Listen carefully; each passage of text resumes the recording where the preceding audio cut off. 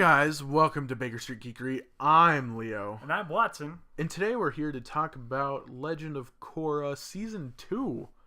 Episodes 11 and 12. Yeah, episodes 11 and 12, which are going to be... Night of a Thousand Stars and Harmonic Convergence. And you know, the reason we're doing this is because there's a couple people who really liked the fact that we covered this last week. That kind of spoke. I was like, hey, I didn't know you were doing this. And we're just like, yeah, we started talking about it, and it kind of became its own thing. So here we are again. Also, it picked up. Yeah. And at 5 episodes to the end. Which, you know, is really funny, because, like, I thought... Okay, first I want to go over this. These first 2 episodes came out last Friday. Right. What I think is really funny is... Yesterday. Yeah, it would have been yesterday from where we're recording. But, what I find is really funny is one of the voice actors said, hey, if you can retweet this, I think it was like 10,000 times, we'll release the finale a week early. I want to say that was a dumb mistake, because 10,000 for a show that is this popular now is not enough. No. So maybe they just wanted to release it early. They had to release the finale at midnight, and if you didn't see that, it should still be on Nickelodeon's website right now. It was Saturday. It was all day Saturday. I don't know if it will be next week or tomorrow, because they're probably going to just show it again as like, hey, we have our finale of Korra on Nickelodeon kind of thing, Yeah. even though everyone has already seen it. Everyone's going to go see it again. Everyone's going to go see it again. I'll probably go watch it, hoping for like a, hey, next season on Korra kind of thing, because they didn't show that online kind of thing. No. And I feel that would definitely be a thing of like... Anyway, we're talking about finale. episode 11, right? Well, no, I wanted to divert and talk about this, because it was a big thing. Yeah. Like, but we could have talked about that, you know, on the next video. Don't care. Talking about it now. Okay. Either way, we'll go back. Episode 11. Mako's in jail. Mako's in jail. This one's... The first part was Night of a Thousand Skies. Episode of Stars. I like Night of a Thousand Skies. That has nothing to do with what happened in this. Okay. Either way, starts off Mako's in jail and Bolin's visiting him. He's like, hey, you going with an insanity plea. Good on you. Good on you, because Mako's trying to tell him, like, hey, Varric's bad guy. You should watch out at the final showing of, like, the last bit of his Nuck Tuck video or movie. Or I guess it's Mover, I'm sorry. Yeah, and Mako's like, where's the Sami? He's like, you being in jail reminds her of her dad, so she didn't come. And everyone's bye! Just like, everyone's just like, oh. And then just like, Bolin's like, all right, I'm peacing out, bye. He's like, don't forget about Varric. He's like, and then he turns to the guards like, that insanity pleas are really working for him. And he metal bends the door shut. Not Bolin, the guard. The guard does. Then we jump to... No. I think then they go to the what movie happened theater. Okay, anyway.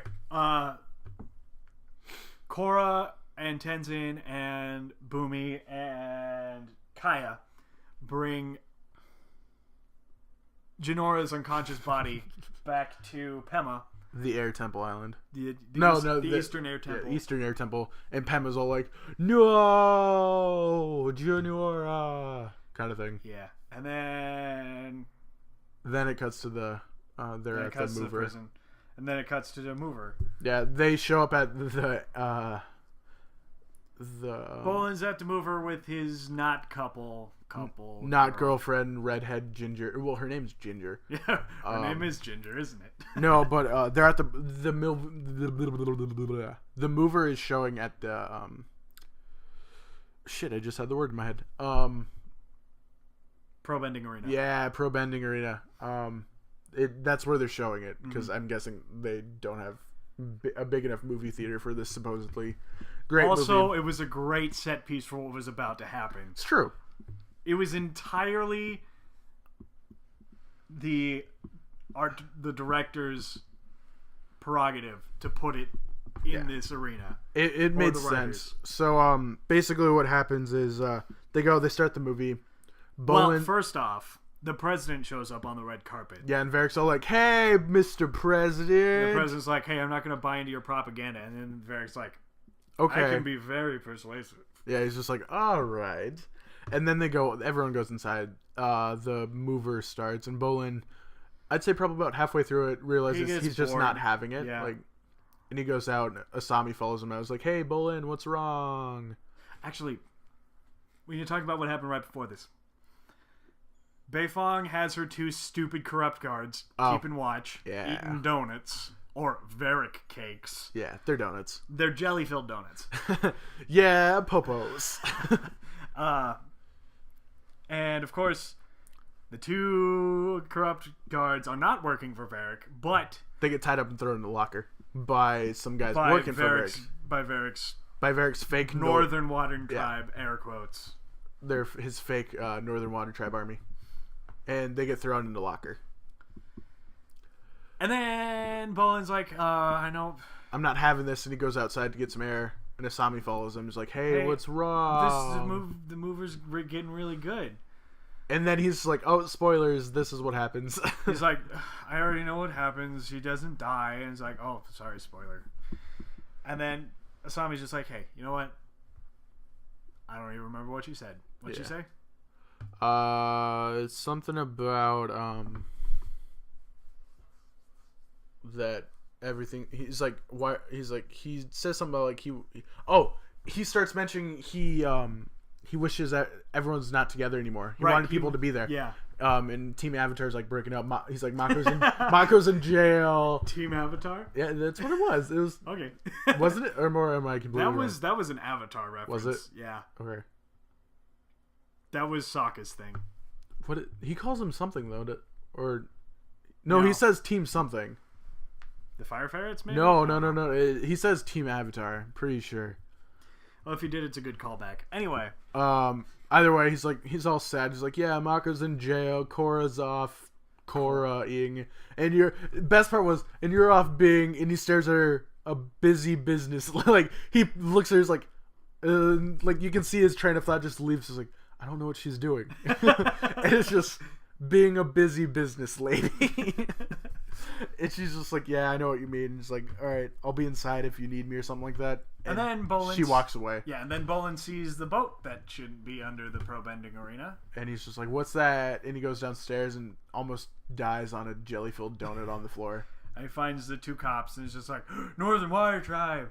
The president, no! Mr. President, get down! And he goes, and they're about to... They start to kidnap the president. They just about Abraham Lincoln him. Yeah, except they were going to kidnap him. They weren't going to kill him. I know, but they're still in a theater right behind the president in a booth. And then Bolin jumps in and punches down the door and knocks one dude out. And this is some great direction because Bolin is mirroring what the mover's doing. Yeah. Not only that, Ginger is too when her line comes up. Yeah. He kicks them into the pro bending arena, basically onto like the floating platform area, which for some reason is loaded and ready to go. Yeah, it's kind of weird. But no, he kicks him out there onto it, and he jumps. He makes sure the president's okay. He's like, "Mr. President, First Lady, get out of here," kind of thing. Yeah. He runs out onto this open platform, rips off his sleeves like a band. Yeah, and jumps out onto the thing, and he starts fighting these water benders. He starts bending the earth discs that are there for whatever reason. And the announcer guy from the pro bending's in the arena calling the match. Bolin's got 2 stacks of earth discs, which is normally illegal, but he's bending against 3 earth benders. 3 water benders, so rules are out the window. It's great. But, yeah, no, he basically, like, you see him fighting, and right behind him in the background, like, you can see the mover, and it's basically a mirror image of what's happening. Like, there's obvious, like, differences. And then, like, the lines are the same. Like, he ends up beating him, and, like, he poses at the end, and it's the same pose. Who sent you? It was Varric. And then he looks up over to Varric, and Varric's just like, no, and he starts to, him and Judy, let's go. And then Beifong opens the door. It's like, where are you going? Yeah, he gets arrested and thrown into prison. And Mako gets out of prison. And Mako gets the corrupt guard's job. Yeah. And the other corrupt guard's job. He gets one of their job and gets the other one fired. Yeah. Also, we find out Varric made the prison. He has this fancy pants. Well, first off, right after this happens, they're all evacuating. The president gets outside. Korra shows up on a flying bison with Tenzin. Oogie. It's named Oogie. With Tenzin, Bumi, and Kaya. I think everyone came with too, because eventually they're all in. That's true. They must, yeah. They all came together, but eventually they're all in Republic City. I don't think they actually mentioned that, but they all end up in Republic City. Yeah, and then Varric's in jail. He's like, look, I did all this great stuff for you guys. Can't you guys cut me some slack? Look, I got you into movers. I saved your business. I told you about Unalak. And I got you in prison. Wait. Yeah. It's like, I got you in prison. Wait a minute. And he gives him his battleship Judy. He named it after his assistant because they're both cold, heartless war machines. Which is the best part. Is like, all right, guys, I'll help you with your effort. I will give you Julie. And like his assistant's in behind him, just standing there. The battleship. He's just like, the battleship. Which, you know, he originally said, I'll give you my battleship. He's like, you have a battleship? He's like, yes, I bought the first one. I named it Julie. It's like, I really thought, like, right at the point, it's like, I named it Julie was going to get really sappy, and I was really hoping for that. But then it got even better. It's Varric. Really? You thought it was going to get sappy? I thought, my sad romantic heart hoped. It's Varric. Come on. And then it just got really, it got even better by going... Yeah, by her cold warmongering heart. I'm just like, I'm okay with that too. This episode kind of ended weird because it went right into the next episode. Well, they're TV. Yeah, they were played together. Well, if you watch the way I watched it 2 separate episodes. Well, but when it was airing on TV, there was a commercial break, no credits. Yeah, there was credits when I watched it. Well, you were watching it on the internet, and I was not. So it goes right into the episode 12. Harmonic convergence. We should mention how it. Oh no, you're right. Never mind. That's that. It pretty much ends there. Yeah, I was thinking of the next episode. Yeah. It starts off there on the battleship, which they apparently have been traveling on for a week or so. Yeah, a week or so. It was a length of time. Yeah. I don't necessarily remember. Well, no, it says later in the episode that Janora's been in that state for about a week, so it's about a week. It's true. They have Janora with her again because they're going to the South Pole now from Republic City. Right. Yeah, they go to the South Pole. They meet with Mama. They meet with Graham. They don't Korra. go to the South Pole, the main village, because it's being blockaded. Yeah. But they've got some sort of outcropping. Well, it was the Avatar training area from the first season. Was it? Yeah. Oh. That's what it was because that's where Korra's at and the healing hut and stuff. Wasn't that North Pole? No, it's South Pole. Whatever. Pretty sure.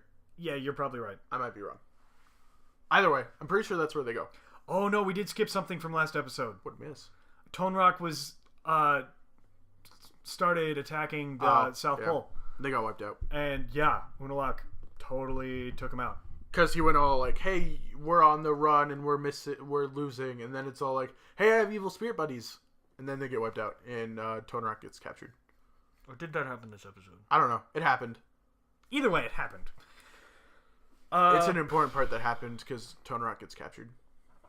Korra doesn't remember that Mako broke up with her. Because he sees her and gets really happy and they kiss and stuff. And Asami's all like, oh. And Mako doesn't say anything to her on the battleship. Because he's a tool. Even though Bolin says, hey, it's like ripping... He tells him what he told him earlier in the season about... Yeah. You gotta rip it off like a leech. And then and of course, Korra's being all intimidating and firebendery, and Mako says, "I hate when you when you listen to me." Yeah, I hate when you listen to me. Best part is he's wearing this purple pink coat and he's eating pie. He's just like, "Where'd you get that?" He's just like, "It's a Varric ship. You never know what you're going to get." Exactly. And he says, "Like, yeah, there's a whole floor of these coats, and then there's another floor of decapitation or something like that." It's just like, it's a Varric ship. You don't know what you're going to get. So apparently coats and pie, guys. If I were Varric, I'd do it. A room of pie. So yeah, no. Korra's being intimidating, so he doesn't actually say anything to her about them breaking up. So he pusses out. Tone Rock then is captured, but we don't know that yet. They don't know that yet. Yeah, they don't know that yet. They're at the South Pole, and they're like, how are we going to get in here? What are we going to do? What are we going to do? Boomy's all like, I remember when I was doing this and this, and I trained these dudes, and we dropped in from the sky. And Tenzin being just like, shut up. Stop. And then Korra's like, no. Asami's like, that's a good idea. Asami said, yeah, this is a good idea. We could do that. We've got a flying bison, and we've got a plane. On Varric's ship. On Varric's battleship. Yeah. And then they're like, all right, we'll split into teams. Me and the two bros will be on the plane, and you guys go get on Oogie and fly through the spirit portal when you guys find it being safe. Yep. And, of course, it does not work. Nope. Asami and the Mako and Bolin get taken out by Eska and Desna. Yeah, they're flying around on the plane, shooting fire, and Bolin's throwing bombs. Was he throwing? He's was throwing he throwing bombs. them, or was he earthbending them? Because I really couldn't tell. I think he's earthbending them, but Like I thought he was like earthbending him out of his backpack to hit specific spots, and then he was blowing them. There were Varix explosives that should be said, where it was the wireless detonation things. But he could earthbend them because they're mostly made out of dirt or something. Well, it's probably like some sort of C4 thing. So Yeah. I mean, like it's a clay substance True. or something. Well, that's what I'm going with. Yeah, no, they get shot down by Desna and Eska. Eska. Oogie gets taken out by spirits, essentially. Basically, he gets grounded and everyone gets captured, except for Boomy, who sacrifices himself so there's less weight down. He falls to the ground fighting. He starts fighting this spirit that really isn't fighting him. It's just latched onto him. Yeah. Or he latched onto No. him. Like when they're on the ground, though. Like when they hit the ground, the spirit really wasn't fighting him. Anyway, they all get captured except for Boomy. And Unalak's there. And they get thrown into the same tent with Tarlock. Or Tonerock. Not Tarlock. Not Tarlock. Tarlock's kind of dead. Spoilers! Okay. Like, every one of these reviews wasn't already a major spoiler alert. Spoiler, guys. Stuff happens. Amon and Tonerock or Tarlock are dead. The bros. Then it cuts to Boomy. No, we're still talking about that. Unalak shows up in the tent, and he tells Eska and Desna, don't let them escape. And Eska, even though he got... Wait. Which one's which? Eska's the girl. Okay. Then Desna's, even though Desna almost got killed by his dad, it's just like... No, his dad almost let him die. Yeah, his dad almost let him die. He's just like, we're going to do what he says. Which is better stated later. Yeah. Then it cuts to Boomy. Then it cuts to Boomy because, like, hey, they didn't catch Boomy. He could still be our guy. And then Tenza's just like, oh god, no. Cuts to Boomy. The Boomy's fighting the dark spirit with dark his spirit. fists. Who's really not fighting back. Like, well, he tries doing his fisticuff thing. He doesn't fight back until Boomy punches him. Like, yeah, Boomy tries to uppercut him, and then the dark spirit's just like, and boom, across like 20 feet, kind of thing. And then Boomy throws a knife at him, and the knife turns around inside the spirit and shoots he back. Sucks it up and shoots it back. And Boomy's just like, oh god. And then it was one last trick. Boomy plays a song on his flute, and dark spirit becomes docile. Basically, he doesn't become a light spirit. I don't think. No, he becomes docile. Mm-hmm. And he's like, "All right, guys, I've got a plan." Because Naga and Pabu show up. Yeah, he's like, reinforcements. So he has a polar bear dog and fire ferret, and this one spirit. So he goes in and then hides really bad and kidnaps this one guard and takes his uniform. And Boomy thinks that he's gonna Pied Piper all the dark spirits. So he starts to, and then it doesn't work. They'll attack him. He starts running around like, oh god. He jumps in an automaton. And they kind of possess the automaton, and it starts trashing the camp, running in circles around the camp. They possess it, but he can still control the arms and how it moves. So he accidentally shoots this he grabbed onto a radio tower, and then they start circling the camp, just destroying everything. And he's trying to get out because these things are trying to get to him. They eventually get into his cockpit, and he pulls the eject cord. He finds the eject cord and just shoots out of this thing, ramming through a bunch more tents, and then he runs through Desna and Eska, and shows up like, "Hey, I'm here! I'm here to save you!" And then they both stand up, and then Naga comes in, squishes them to the ground, kind of thing. Yeah. And Tenza's like, Boomy, how'd you do this? It's like, I just had my trusty flute, and you wouldn't believe me anyway. Yeah. So they get to the spirit portal, and they're like, "Hey, Asami, take Oogie and my dad and Polar Bear Dog Fire Ferret and go to back to base. Korra, Go back to base and get all healed it up. And it's like Tenza and Kaya and Bumi go find Jinora. They Mako, go inside. Yeah, Mako. Well, they're like, hey, this is what's going to happen. You guys go do this. Mako, Bolin, and I are gonna. Mako and Bolin go fight. Unalaq,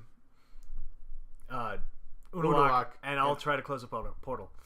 He's going. Yeah, she's going to try and close the portal. They go in. All 6 of them are like, yeah, and she's just like, Tenzin, you guys go find whatchamacallit. We'll take this. We'll take care of this, and they start to fight. Korra only throws off 2 like blows real quick, and then Mako and Bolin take over, and she goes to close a portal. And she almost gets it, but then the harmonic convergence happens and everything blows up, and Xatu gets freed. Xatu from Pokemon? No, I was the psychic flying type. I said Xatu thinking that, but then I jumped to Zabumafu from Xatu. That's not anything close to Xatu. No, I was thinking of like the little things. I can't remember its name anymore, but that's where my logic jumped. It's late. Anyway, that's where the episode ends, and it left everyone wanting more, and then we got more. Yeah. So we'll see you next episode, because there's no real point in us finishing this without finishing it. And we've already been going for about 20 minutes. So we're going to need to end this now and do another video. So until then, I'm Watson. And I'm that tired guy. And this has been our recap, not really a review yet, for episodes 11 and 12 of Season 2 of Korra. Make sure you look at our Facebook page and our Twitter feed, and we'll see you next time, which is right now. Bye.